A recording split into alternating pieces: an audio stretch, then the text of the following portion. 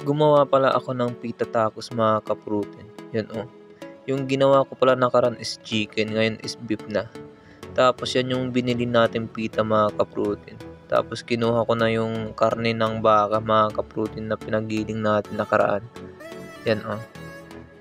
Tapos kumuha na din ako ng white onion. Kumuha na din pala ako ng ibang ilalagay dun sa pita tacos natin mga ka-protein. Ayan, yung pipino. Bali dalawa pero isa lang yung kukunin natin. Tapos kumuha na din ako ng kamatis. Bali tatlo lang yung kukunin natin mga ka-protein. Binalatan ko na pala yung onion at hinati-hati mga ka-protein. Habang binabalatan ko pala mga ka-protein, umaanghang din yung mata ko. Napapaluha ako. Ngayon lang ulit ako umiyak. Buti na lang sa sibuyas. Nagpainit na pala ako ng kawali tsaka nilagyan ko ng mantika. Tapos ayan, ginisa ko na yung white onion. Hinalo-halo ko na at nilagay ko na din pala yung karne ng baka mga ka-protein. Tapos ayan, hinalo-halo ko ulit mga ka-protein. Ang tapos, tinakpan natin para mabilis maluto.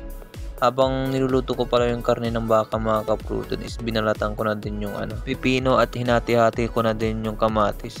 Tapos pagkatapos ko palang binalatan yung pipino mga ka-protein, ayan, hinati-hati ko na din. At binalikan ko pala yung niluluto ko. Kumukulo na pala mga ka-protein at tubig na.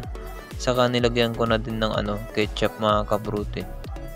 Tapos ayun, hinalo-halo ko na lang din ulit mga ka-protein. At nilagyan ko din pala ng asukal mga ka-protein. Yan oh. Nilagyan ko ng brown sugar. Tapos yan, hinalo-halo ko na. At tinakpan ko ulit mga ka-protein para mabilis maluto. At nung natuyuan na yung niluluto natin is nilagay ko na sa isang mangkok. Pagkatapos ko palang nagluto is nagkape ako mga ka-protein. Tapos nagbuhat tayo.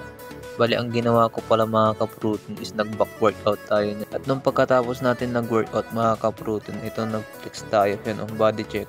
Monster back. Tinawag na pala ako ng asawa ko para ilagay yung mga sangkap dun sa pita tacos mga ka-protein. Yan, nilagyan ko ng cheese yung pita. At nilagay ko na din yung karne ng baka mga ka-protein. Yan yung niluto natin oh. Bali ang nilagay ko lang dyan mga ka-protein, asukal tapos yung ketchup. Tapos nilagay ko na din yung pipino mga ka-protein. Bali isang damakmak na pipino yung ginawa natin. Tapos onion, nilagyan din natin white onion. Tapos yung kamatis. Yung pinaka-sauce pala natin mga ka-protein is ito. Wala kasi akong maisip na ilagay kaya naisip ko na lang cheese whiz na lang ilalagay ko. Masarap naman yung mga ka-protein. Tapos ayan, inipit na natin mga ka-protein kaso hindi maipit kasi ang dami ng pipino na nilagay natin. Unang kagat pala mga ka-protein, napakasarap. Ang sarap palang ilagay yung karne ng baka kaysa chicken breast. Mas malasa yung karne ng baka mga ka-protein pero okay din naman yung chicken breast na karang ginawa natin.